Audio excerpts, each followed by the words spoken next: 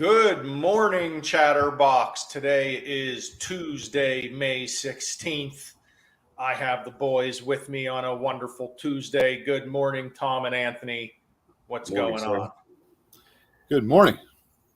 Anthony, that looks like a fake background. I can't believe you're actually sitting in your backyard. Pretty impressive. That's right. Well, he's too far from his Wi-Fi. The Wi-Fi must be by the front door. Yep.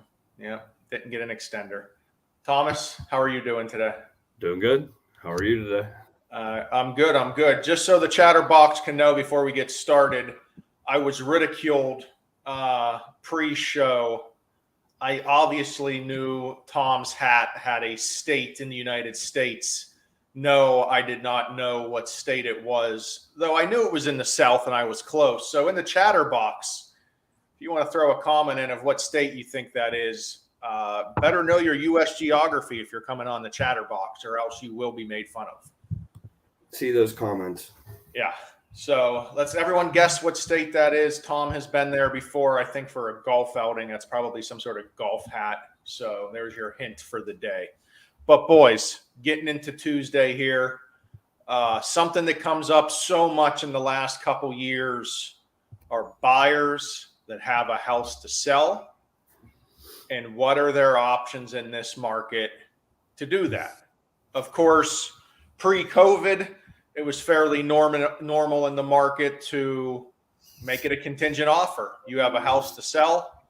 You're going to sell your current house in the morning, do that closing, sign on the dotted line, and then you'll go to your closing for your new home right after that.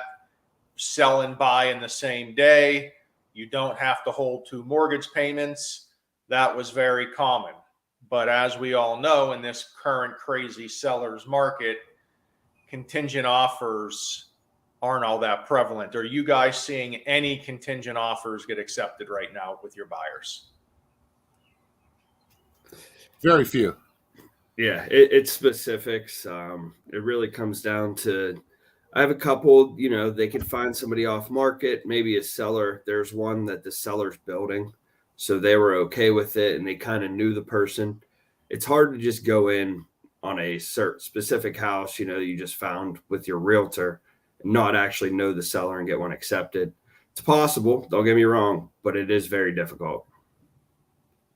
And I think that's what we see a lot, right? We understand when we're pre-approving buyers, a lot of buyers will come in, they're not really familiar with the current market, and they're like, oh yeah, I'm going to sell before I buy. And then we're like, okay, well, we can do that, but you might need to talk to your real estate agent because they might have a different theory on if you're going to be able to get an offer accepted with that current scenario. But the good news is if the market isn't allowing that, we have many options for the buyer to work with that scenario to see what works best for their current situation. So, of course, if you're not selling your current home, you do have to qualify with the two mortgage payments, your current mortgage payment and the new mortgage payment. Even if you're selling that home one day after closing of the new one, you have to count both mortgage payments. So let's first step, get that down. You have to qualify for both. First option we have is recasting. We've all seen recasting a lot in the last couple years. Anthony, I'll throw this one to you. Let's go over recasting, what that is and what that process is post-closing. Yeah. So once a client sells their home, they're going to have this excess of equity that they want to put towards the new home principal balance. Now, there is a time period, as far as when that can be done. I believe it's 6 months is the time frame from the closing date. The client can take that lump sum payment, apply it directly to principal. It'll recast itself or re-amortize over the original term. The interest rate stays the same, but the principal balance is reduced, which also adjusts the monthly payment as well based on the new loan balance. So that's definitely a popular, option for sure, as far as lowering that monthly payment, in the next few months.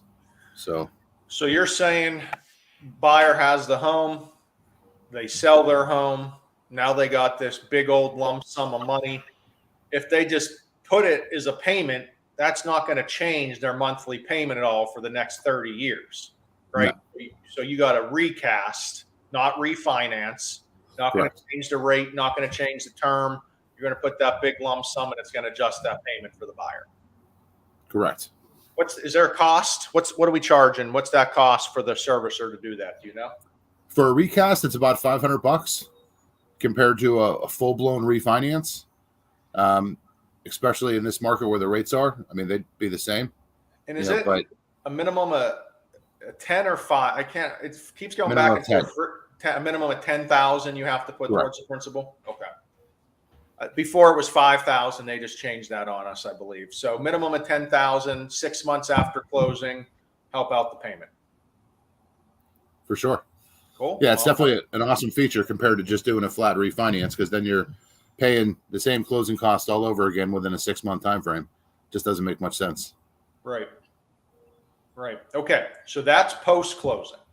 That's for the buyer that have enough funds separate from the sale of their home. So Thomas, let's talk in the other option. We are from the city of Bridges, so it only makes sense we have a bridge loan.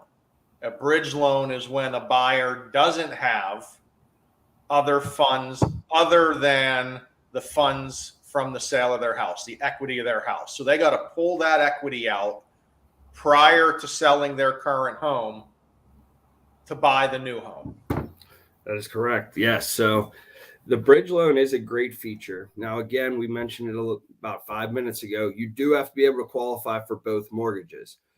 Typically, you're going to get a bridge loan on the house that you currently own. You can get it even if you do still have a current mortgage. There's 2 options with that. We could either pay out that mortgage that you have currently, or just add an additional one to pull out the funds for the equity in the home. Now, there are different rates depending on how much equity you want to pull out. I believe the max we could pull out is 90%. That comes with a higher rate, and 80% the equity, and that's loan to value that I'm talking here. 80% you could pull out of that.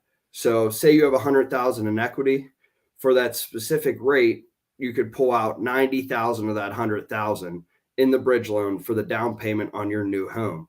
Again, you have to qualify for both mortgages, but this does get the down payment feature taken care of for you. The benefit of this is you actually get to pay off that second mortgage once you sell your home. So you're not going to be carrying 2 mortgages for 30 years. You're going to look to sell your home as soon as you get into the new one and pay off that bridge loan.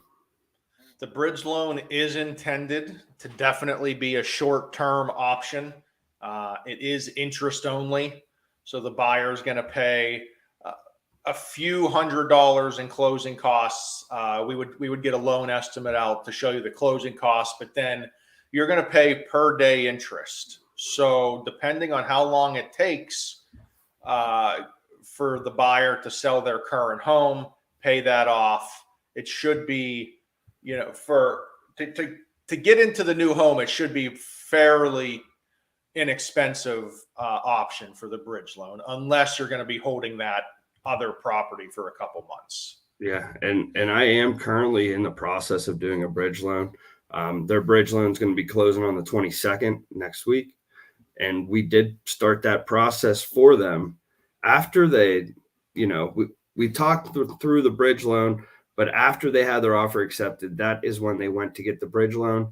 And they're going to close that in 21 days, and our closing is still going to take place in 28 days. So definitely a great option, and still can close quickly.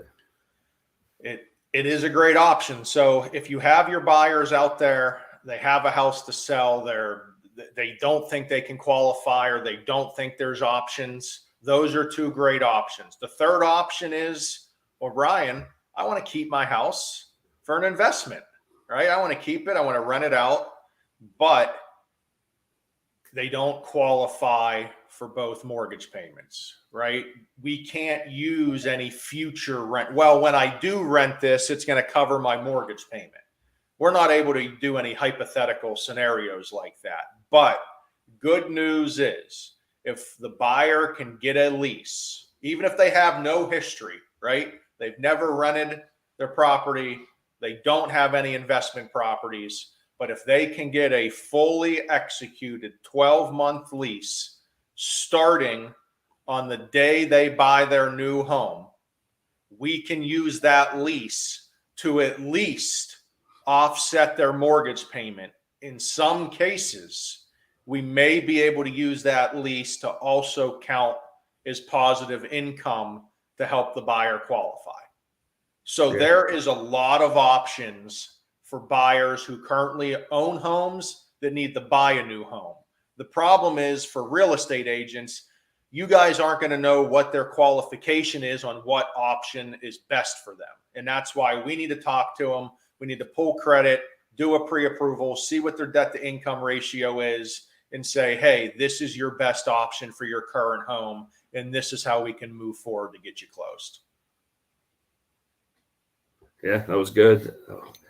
That's exactly how it goes. So get them pre-approved, make sure that we know their qualifications and we could help them in the best way possible. Absolutely. Anth, you got anything to finish up with? Sounds great, guys. Let's go. So if you got your buyers out there that have a home to sell, tell them don't be scared, don't fret, don't be worried. West Penn Financial got your back, and we can get you through the process. Yeah. All right. That's it. Till Friday, guest day for me. We'll see if I come through. Yeah, you're gonna need all the luck you can get. Good It luck. is guest day for me, right? It is. Yeah, I was last. I think you're first. Okay. Well, Depends I will if we're have a guess, don't suspending worry. Anthony or how we're figuring out his schedule. I'm off suspension, man. I'm good. You never were suspended. See you guys later. See you, boys. See you guys.